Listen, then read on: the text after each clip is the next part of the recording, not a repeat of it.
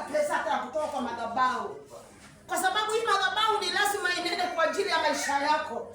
Hii madhabahu tutakuwa tunatoa na ifanyike. Naambia Mungu leo, siku ya leo nimekuja mahali hapa. Mwambie nimekuja mahali hapa.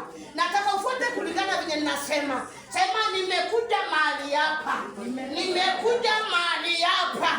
Nimesema nimekuja mahali hapa. Nimekuja